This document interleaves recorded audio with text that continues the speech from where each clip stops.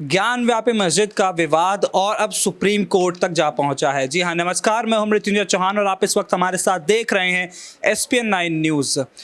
बात दरअसल ये है कि ज्ञान व्यापी मस्जिद के मुद्दे पर निचली अदालत ने कहा था कि मस्जिद के अंदर एक सर्वे कराया जाएगा और सर्वे में जो कुछ चीज़ें निकल करके सामने आएंगी उसके आधार पर नतीजा दिया जाएगा। नतीजे से पहले ऐसा देखा गया कि मुस्लिम समुदाय में कहीं ना कहीं असमंजस की स्थिति नजर आई। मुस्लिम समुदाय कहीं ना कहीं घबराता हुआ नजर आया और मुस्लिम समुदाय में कहीं ना कहीं कुछ बातें उन्होंने ऐसी कही जो ये दिखाती हैं कि उन्हें न्यायपालिका पर खास भरोसा नहीं है। हालात इस कदर हैं कि अभी सर्वे लगभग खत्म हो चुका है और अब जो फाइनल रिजल्ट्स हैं वो उसकी रिपोर्ट कोर्ट में पेश की जानी है। लेकिन उससे पहले ही मुस्लिम समुदाय इस सर्वे के खिलाफ एक याचिका दायर कर चुका है सुप्रीम कोर्ट में। सुप्रीम कोर्ट में उस पर सुनवाई होनी है और सुनवाई से पहले इस वक्त क्या माहौल है और क्या वाकई में अब निचली अदालत और सुप्रीम कोर्ट के बीच में कोई क्लैश हमें देखने को मिल सकता है इस मामले को लेकर के, इसी बारे में आज हम बात करेंगे। और इसी खास बात के लिए हमारे साथ मौजूद है मेरे कई सहयोगी और सबसे पहले हम राहुल के पास चलेंगे, राहुल से जानने की कोशिश करेंगे। राहुल, सुप्रीम कोर्ट में ये मुद्दा पहुंच चुका है, निचली अदालत के पास अभी वक्त है कि नतीजा सुना सके। क्या सुप्रीम कोर्ट में मुसलमानों का जाना, पहले तो ये कह रहे थे कि उन्हें न्यायपालिका पर भरोसा कम है, लेकिन क्या अब सुप्रीम कोर्ट तक चले जाना, उन्हें सुप्रीम कोर्ट से उम्मीद है कि हो सकता है स्टे लगा दिया जाए सर्वे के ऊपर? देखिए, सबसे बड़ी बात तो ये है कि जिस तरह से हिंदू पक्ष बहुत पहले से ये दावा कर रहा था कि भाई वहाँ पर मंदिर है, और सीधे तौर पर जब टीम सर्वे की जो टीम है वो गई है, 3 दिन सर्वे हुआ है, उसमें जो चीज़ें मिली हैं वो सीधे तौर पर ये इशारा कर रही कि भाई वहाँ पर मंदिर है। देखिए, इस्लाम का भगवान शिव से कोई ताल्लुक नहीं है, इस्लाम का ताल्लुक त्रिशूल से नहीं है, स्वास्तिक चिन्ह से नहीं है, ओम से नहीं है। तो सीधे तौर पर ये माना जा रहा है कि भाई पहले वहाँ पर मंदिर था, लेकिन बाद में उस मंदिर को तोड़ा गया, उस मंदिर पर मस्जिद खड़ी की गई, और जिस तरह से हिंदू पक्ष जो आशंका जता रहा था वो बहुत बड़े हद तक होता नजर। राहुल, मेरा सवाल ये, देखिए अभी तो दावा किया जा रहा है ना कि चीजें मिली हैं, सर्वे की फाइनल रिपोर्ट तो भी आई नहीं है। उससे पहले ही हिंदू पक्षकारों में देखिए हर्षोल्लास का माहौल है और कहीं ना कहीं दर्शाता है ना कि मुसलमानों में थोड़ा सा खौफ है इस बात को लेकर। देखिए मृत्युंजय, एक कहावत कही जाती है, समझदार को इशारा काफ़ी है, समझाने की जरूरत नहीं होती है, बस 2-3 लाइन कह देना होता है और चीज़ें समझ में आती है जो समझने वाले लोग होते हैं। तो सीधे तौर पर क्या देखा जा रहा है कि भाई जिस तरह से सोहन लाल ने कहा बाबा मिल गए, और उनका ये कहना है कि बाबा की सवारी कौन है, नंदी, तो ये सीधे तौर पर वो बता रहे, इतना कह देने भर से बहुत कुछ चीज़ें समझ में आ जाती हैं। तो सीधे तौर पर देखा जा रहा है कि मुस्लिम पक्ष ना पहले मान रहा था ना अब मान रहा है। हालांकि उन्होंने कहा है कि भाई हम सुप्रीम कोर्ट में जाएंगे। ठीक है, स्वागत है भाई आपका, ये देश लोकतांत्रिक देश है, इसमें सभी धर्मों को आज़ादी दी गई है। ठीक है, अगर आपको नहीं लग रहा है कि लोअर कोर्ट में बात बन पा रही है, आप सुप्रीम कोर्ट में जाइए। भाई सुप्रीम कोर्ट से बड़ी तो कोई कोर्ट नहीं है। अगर वहां से भी झटका लगेगा तब आप क्या करेंगे? भाई हिंदू पक्ष के पास सबूत है, और सबूतों के आधार पर वो कह रहे हैं कि भाई वहां पर मंदिर था और मंदिर बनेगा।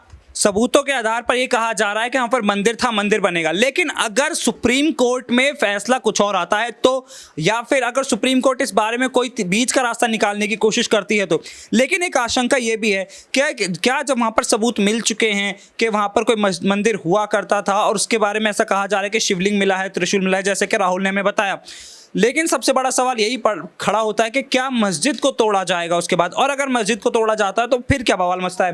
राहुल, मेरा आपसे एक सवाल और है कि अगर राहुल वहाँ पर जो मस्जिद मौजूद है, मस्जिद काफ़ी वर्षों पुरानी है, 350 साल पुरानी मस्जिद है, क्या मंदिर दोबारा बनाने के लिए मस्जिद को तोड़ा जा सकता है राहुल?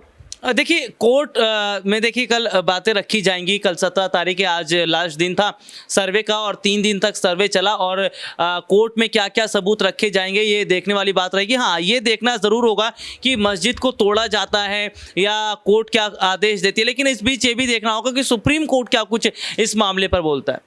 सुप्रीम कोर्ट इसमें क्या कुछ कहता है, देखने वाली बात होगी। हालात इस कदर नाजुक और संवेदनशील बने हुए हैं कि दोनों पक्षों को लेकर के सुप्रीम कोर्ट को भी बहुत सोच समझकर अपना फैसला सुनाना होगा।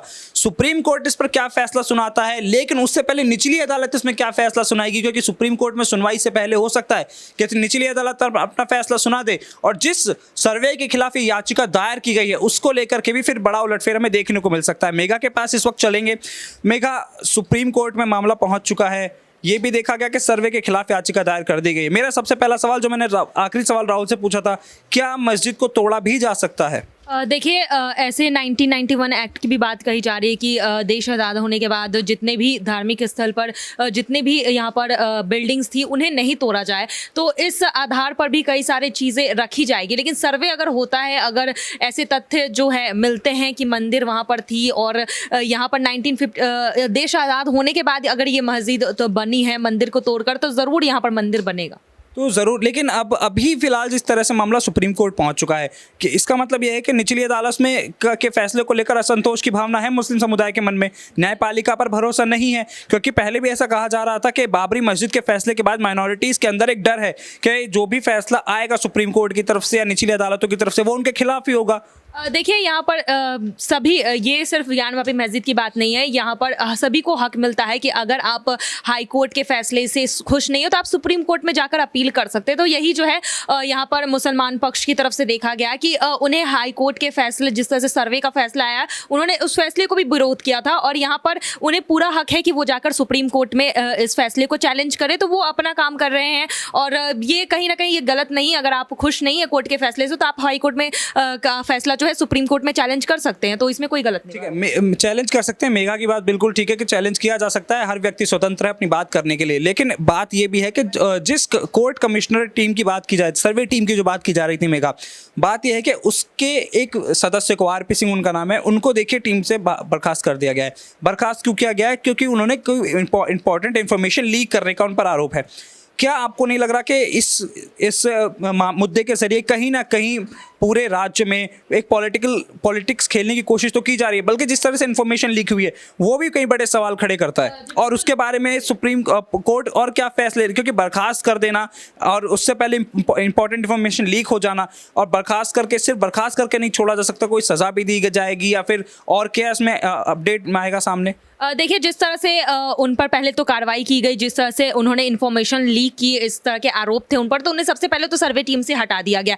देखिए, यहाँ पर मुद्दा कितना गंभीर है सभी को पता है ज्ञानवापी मस्जिद का, और यहाँ पर सर्वे की टीम कुछ भी बोलते हुए नजर नहीं आ रही थी, फर्स्ट डे हो, सेकंड डे हो या थर्ड डे हो। लेकिन जिस तरह से बार बार ये इन्फॉर्मेशन सामने आ रही थी, जिस तरह से दावे किए जा रहे थे हिंदू पक्ष की तरफ से लगातार कि वहाँ पर शिवलिंग मिला है, वहाँ पर चिन्ह मिले, तो ये तो हवा में दावे होंगे नहीं, जरूर किसी ने इन्फॉर्मेशन लीक की है। और अगर ऐसा होता है तो फिर आगे चलकर सांप्रदायिक हिंसा बढ़ सकती है। तो इस वजह से भी कहीं ना कहीं एक्शन जो उनके खिलाफ लिया गया है बिल्कुल सही लिया गया है, क्योंकि सर्वे की रिपोर्ट जो है पहले तो कोर्ट में सबमिट करनी होती है, और यहाँ पर अगर आप पहले ही इस सर्वे की रिपोर्ट के आधे इन्फॉर्मेशन लीक कर दोगे तो फिर कहीं ना कहीं हिंसा बढ़ सकती है। तो इस जिस तरह से अभी कार्रवाई की गई है बिल्कुल सही की गई है। देखिए मेघा, असदुद्दीन ओवैसी ने भी इस मामले को लेकर के पहले एक बार कहा था कि उन्होंने इस तौर पर कहा था कि कोर्ट ने सर्वे की इजाज़त देकर कहीं ना कहीं हिंसा के रास्ते खोल दिए हैं। अभी तक तो उत्तर प्रदेश में इस मुद्दे को लेकर कोई हिंसा का मामला सामने नहीं आया है, लेकिन अब जिस तरह कल फैसला आना है और कोर्ट इसमें क्या फैसला सुनाती है, उसके बाद क्या हालात बिगड़ सकते हैं। असदुद्दीन ओवैसी पहले कह चुके हैं और असदुद्दीन ओवैसी कई बार भड़काऊ बयान भी दे चुके हैं। देखिए, मैं इसका एग्जाम्पल के तौर पे आपको दे के बताना चाहूँगी, क्योंकि देखिए बाबरी मस्जिद का मुद्दा कितना गंभीर मुद्दा था सभी को पता था, और सभी ने यही अनुमान लगाया था कि जब उस पर फैसला होगा तो ज़रूर दंगे होंगे और यूपी कहीं ना कहीं जलेगी, ऐसा कहना। तो उस वक्त भी ओवैसी ने कई सारे बयान दिए थे, भड़काऊ बयान दिए थे। लेकिन यहाँ पर प्रशासन और सरकार की तारीफ करनी पड़ेगी, जिस तरह से उस वक्त भी यूपी में माहौल अच्छे से शांत किया गया, वहां पर जिस तरह से कार्रवाई की गई प्रशासन की, वही कार्रवाई अभी भी देखने को मिल रही है ज्ञानवापी मस्जिद को लेकर। तो मुझे नहीं लगता है कि अगर कोर्ट का फैसला भी आता है तो यहाँ पर ऐसे हिंसा की जो खबरें हैं वो होगी, क्योंकि यहाँ पर प्रशासन अपनी पूरी तैयारी करके बैठी हुई है। योगी आदित्यनाथ की सरकार जो है वो पूरी तरह से तैयारी जो कर बैठी हुई है। तो मुझे नहीं लगता कि हिंसा की कोई खबरें सामने आएगी। तो मेघा को चलिए ऐसा लगता है कि हो सकता है हिंसा की कोई खबरें सामने ना आए, लेकिन इस वक्त जिस तरह से हालात बने हुए संवेदनशील हैं, नाजुक है, और कहीं ना कहीं ऐसे हालातों के बारे में सरकार को विचार करने की बेहद ज़रूरत है, क्योंकि अभी कोर्ट का फैसला आना बाकी है। सुप्रीम कोर्ट तक मामला पहुंच चुका है, राजनीति इस मामले पर जमकर खेली जा रही है और ज्ञानवापी मस्जिद का मुद्दा फिर से एक बार रोटी कपड़ा और मकान से ऊपर उठकर लोगों के मन में बस चुका है। हालात अभी इस वक्त इस कदर बने हुए हैं कि लोग ना तो रोजगार के बारे में बात करें, ना पेट्रोल डीजल के बढ़ते दामों के बारे में बात करें, सिर्फ मंदिर और मस्जिद की बात इस वक्त की जा रही है। और जिस तरह से इस वक्त देश में हालात हैं वो कहीं ना कहीं चिंताजनक हैं। फिलहाल इस खबर में इतना ही। आप ऐसी तमाम बड़ी खबरों के लिए देखते रहिए SPN9 न्यूज़। नमस्कार।